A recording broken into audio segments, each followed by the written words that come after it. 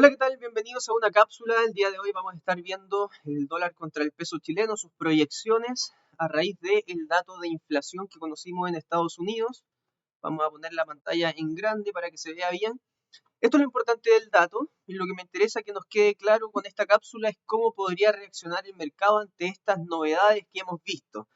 El dato de IPC anualizado el mes pasado fue de un 9,1%, me refiero al mes de junio, y se esperaba un IPC de un 8,7% en julio, es decir, se esperaba ya una desaceleración de la inflación en Estados Unidos, pero finalmente salió 8,5%. ¿Qué quiere decir esto? Que la inflación en Estados Unidos está desacelerando más rápido de lo que tenía pronosticado el mercado, tanto en términos anuales como mensuales. Se esperaba ya una desaceleración mensual de un 1,3 a un 0,2 y finalmente fue de 0%.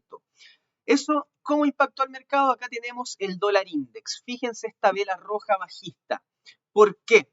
Lo importante es que tenemos que entender es que este dato de inflación lo que nos indica es que a raíz de esta desaceleración en la inflación, probablemente la Reserva Federal no sea tan estricta, no sea tan agresiva a la hora de subir las tasas de interés. Y eso lo que genera es que las rentas variables suban y que el dólar a nivel global caiga. Y eso es lo que estamos viendo en estos momentos en el dólar index. Si nosotros podemos ver acá y hacemos un pequeño análisis de este instrumento que es clave a la hora de analizar cualquier otra divisa que tenga relación con el dólar, nos damos cuenta que está rompiendo a la baja esta tendencia alcista, este canal alcista que tenía. Y si nosotros vemos el RSI, esto en gráficos diarios, nos podemos dar cuenta que también está rompiendo y empezando recién a romper acá a la baja el RSI, lo que nos podría estar adelantando una depreciación del dólar a nivel global, por lo menos hacia los 103,453 y luego de eso tendríamos 101,330. Es decir, perfectamente podríamos esperar una caída de un 1,20% o incluso de un 3% adicional en el dólar a nivel global. Bajo este contexto, nos vamos a analizar entonces el dólar contra el peso chileno. Y fíjense que la reacción ha sido en línea con lo que está pasando con el billete verde a nivel global. Una caída. El día de ayer, el dólar peso chileno cerró en 905, hoy día abrió en 891 y ya va en 887. ¿Qué es lo que yo estaría esperando? Yo estaría esperando con el dólar peso chileno una caída perfectamente hacia los 883, que son los mínimos anteriores, y ahí hay que ver cómo va a reaccionar a ese nivel. Lo que me gustaría analizar es el retroceso de esta última tendencia alcista.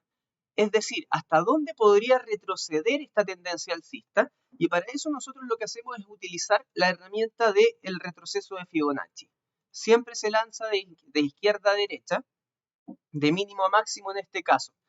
Y fíjense que lo que estamos viendo acá es que está rompiendo claramente ya este nivel que es el más importante de todo, el 61.8 de Fibonacci. Los 905 lo está rompiendo y eso significa que se abren posibilidades de ver caídas perfectamente hacia la zona de los 862 en caso de que veamos una ruptura por debajo de los 883. Es decir, estamos empezando a ver una seguidilla de máximos decrecientes y mínimos decrecientes después de la intervención del Banco Central de Chile. Por supuesto, esto va a tender a moderarse probablemente, o vamos a tener que ver en el fondo qué es lo que va a ir pasando con el plebiscito de salida. Eso va a ser muy importante. Entonces tenemos que estar atentos a diversos factores.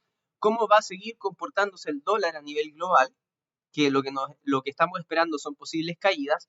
¿Cómo se van a empezar a comportar las materias primas? Estamos viendo que el cobre empieza a recuperar terreno, también es un aliciente bajista para el dólar contra el peso chileno. Y por último, y lo más importante, cómo o qué va a pasar el 4 de septiembre en el plebiscito de salida, si va a salir apruebo o rechazo.